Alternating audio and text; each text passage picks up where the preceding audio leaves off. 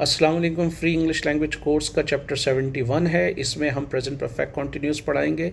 अमूमन ये बड़ा कंफ्यूजिंग होता है, इसको डिफ़ाइन करना भी मुश्किल होता है, लेकिन one of the definitions that could be offered is कि ये कोई एक्शन अगर पार्शली कंप्लीटेड हो या कुछ हद तक वो कंप्लीट हो चुका हो लेकिन जारी भी हो।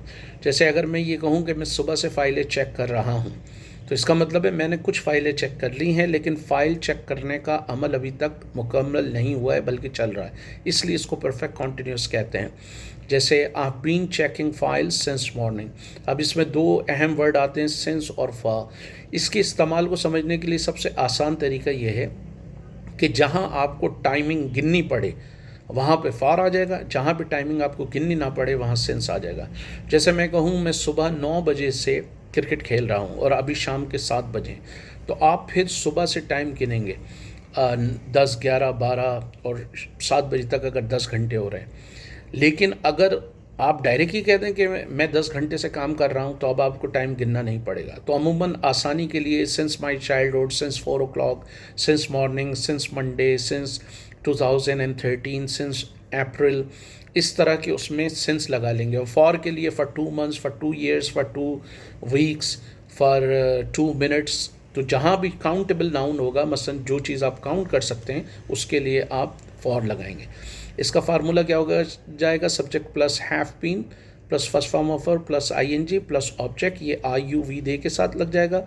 Subject plus has been plus first form of verb plus ING plus object, ये आपका ही शीट नेम के साथ लग जाएगा। अमूमन लोग इसको कंटिन्यूस टेंस के साथ कंफ्यूज करते हैं, विच is wrong.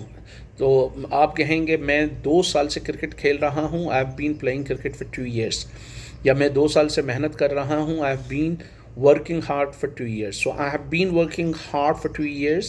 You have been working hard for 2 years. We have been working hard for 2 years.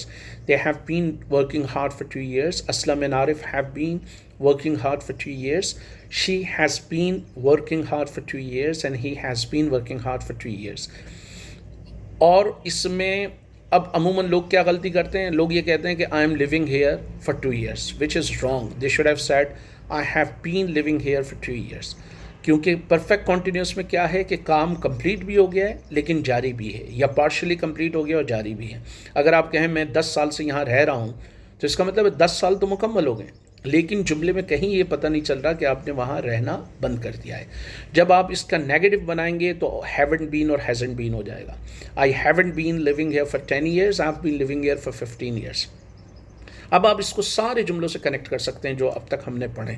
I have been living in this area for 10 years and I don't want to leave it because there are a lot of facilities in this area which I won't be able to find in other areas. तो मैं यहाँ 10 साल से रह रहा हूँ, मैं ये इलाका नहीं छोड़ सकता क्योंकि इस इलाके में बहुत सारी फैसिलिटीज़ हैं, राइट। इसी तरह आप ये कह सकते हैं the people in Kashmir have been fighting for 40 years but they haven't got freedom yet, लेकिन उन्होंने अभी तक उन्हें आज़ादी नहीं मिली है।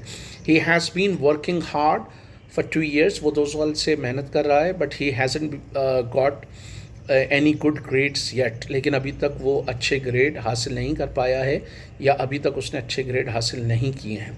तो आप इसको सारा असल मामला ही लैंग्वेज में सेंटेंसेस को कनेक्ट करना है।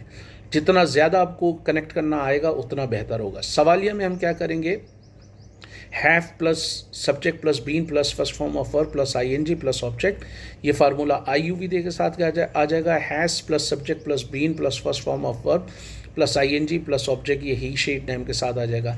Have you been fighting since 1947, have they been fighting since 1947, have I been fighting since 1947, has she been fighting since 1947, has he been fighting since 1947, has he been struggling since his childhood, क्या वो अपने बचपन से जद्दोजहद कर रहा है। have they been working hard for 2 years, क्या वो 2 साल से मेहनत कर रहे हैं।